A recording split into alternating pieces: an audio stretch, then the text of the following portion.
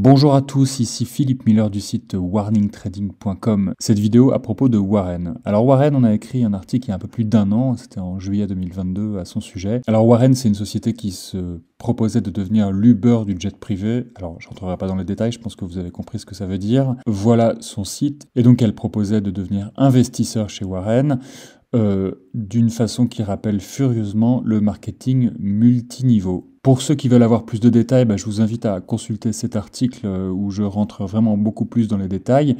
Mais si je vous en parle aujourd'hui, si je fais cette vidéo, c'est parce que voilà, il est confirmé que les investisseurs ne voient rien venir et qu'il s'agit très certainement, très probablement d'une escroquerie pyramidale dans laquelle les investisseurs ont tout perdu. Au moment de la publication de cet article, nous ne mentionnions que ce site-là, warren.digital. Et nous étions passés à côté d'un autre site, warrenspace.com. Vous voyez, c'est un portail avec une connexion privée et ça permettait aux investisseurs de voir évoluer leur investissement.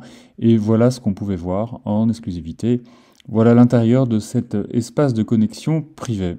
C'est une interface qui rappelle beaucoup ce qu'on a pu voir dans de nombreuses arnaques, avec des espèces de packs et puis des promesses de retour sur investissement. Et donc l'actualité, c'est que les gens qui ont investi là-dedans se sont fait avoir, puisqu'ils n'ont rien reçu en retour, et à chaque fois qu'ils ont la chance d'obtenir des explications, elles sont toujours fumeuses. Alors qui est à l'origine de Warren? C'est un certain Sabri Pascal Dabou, voilà la seule photo dont on dispose, la seule photo de lui. Ce Sabri Pascal Dabou est à l'origine de plusieurs sociétés, en Irlande, en Angleterre et en France. Et c'est avec l'une de ces sociétés qu'il avait prétendu organiser un combat avec Mike Tyson, combat qui n'a jamais eu lieu officiellement pour cause de pandémie, mais plus probablement pour cause d'arnaque. Alors, autre fait surprenant compte tenu de ce qui précède, c'est que dans l'entourage de Sabri Pascal Dabou, on retrouve un proche de Antonio Ferrara, qui est un célèbre braqueur déjà condamné, et ce proche s'appelle Kamel Zemouli. Bon, malheureusement, on n'a pas pu obtenir d'explication. Nous avons essayé de contacter